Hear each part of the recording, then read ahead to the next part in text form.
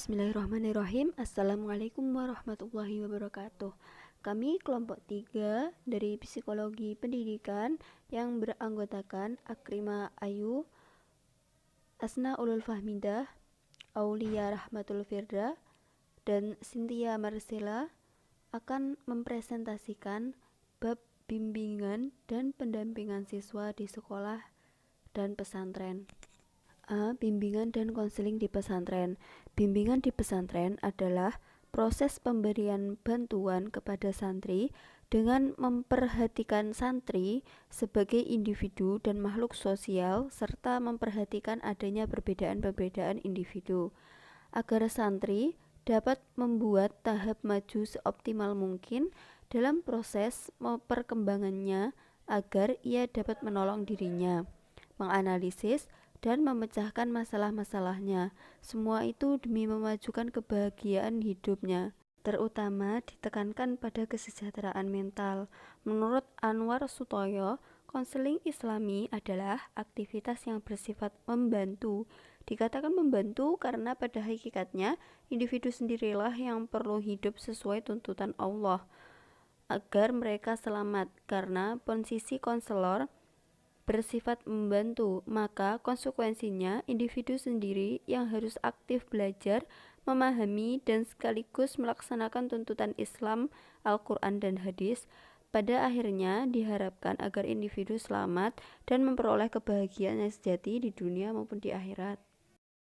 Selanjutnya, strategi pelaksanaan layanan bimbingan dan konseling terkait dengan 1.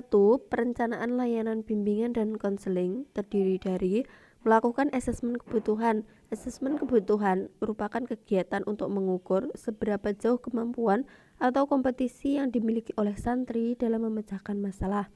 2.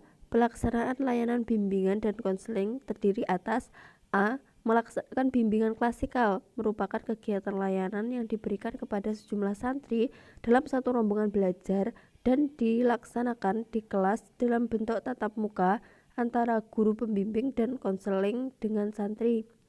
B. Melaksanakan konseling individu merupakan salah satu cara pemberian bantuan secara perseorangan atau individu dan secara langsung yang dilakukan dengan tatap muka antara guru BK dengan santri. C. Melakukan home visit adalah kegiatan yang dilakukan oleh guru bimbingan dan konseling dalam rangka klarifikasi, konsultasi, dan kolaborasi melalui pertemuan tatap muka dengan orang tua atau wali santri di tempat tinggal yang bersangkutan. 3. Evaluasi program layanan bimbingan dan konseling.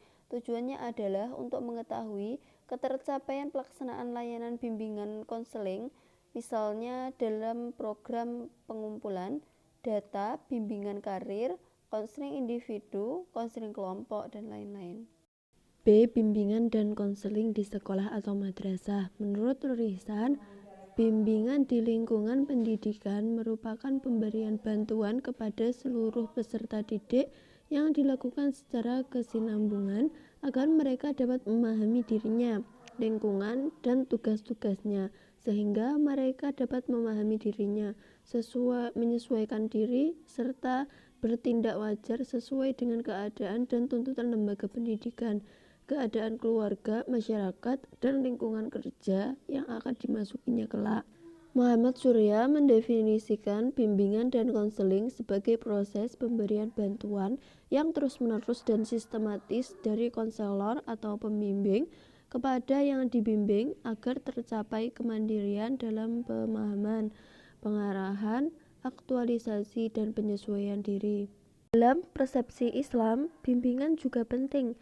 Hal ini dapat dilihat dari pendapat Masdar Hilmi yang mengatakan bahwa bimbingan sejatinya implementasi dari dakwah yang diwajibkan Islam agar individu dapat melaksanakan keseimbangan hidup di dunia dan di akhirat secara tepat. Pola bimbingan dan konseling sebagai subsistem pendidikan. Sistem bimbingan dan konseling merupakan subsistem pendidikan yang saling berhubungan dan bekerja sama pula untuk mencapai tujuan pendidikan yang lebih luas. Indikator dari pola ini adalah 1. Fungsi pokok bimbingan dan konseling adalah mengusahakan terselenggaranya suasana-suasana pembelajaran yang sehat dan sejahtera. Titik berat orientasinya ditunjukkan kepada para peserta didik yang sedang mengalami masalah maupun tidak. 2. Perlu dibentuk lembaga bimbingan dan konseling yang dikelola oleh tenaga yang profesional, di samping itu dibantu oleh tenaga pengajar. 3. Kerja bimbingan dan konseling tidak terbatas hanya di ruang bimbingan dan konseling, tetapi program bimbingan dapat dilaksanakan di mana saja, baik di kelas dan lain sebagainya. 4. Pendekatan bimbingan bersifat operasional, mempunyai jangkauan yang cukup luas dan bersifat pemahaman, pencegahan, pengetasan, dan pengembangan. Kesimpulan, tujuan pendidikan dapat dicapai secara maksimal di sekolah maupun madrasah dan pesantren, terutama dalam pengembangan segenap potensi peserta anak didik. Bimbingan dan konseling adalah proses interaksi antara konselor dengan konseli, baik secara langsung dalam rangka untuk membantu konseli agar dapat mengembangkan potensi dirinya ataupun memecahkan permasalahan yang dialaminya. Sekian presentasi dari kelompok kami. Apabila ada kurang lebihnya, kami mohon maaf. Wassalamualaikum warahmatullahi wabarakatuh.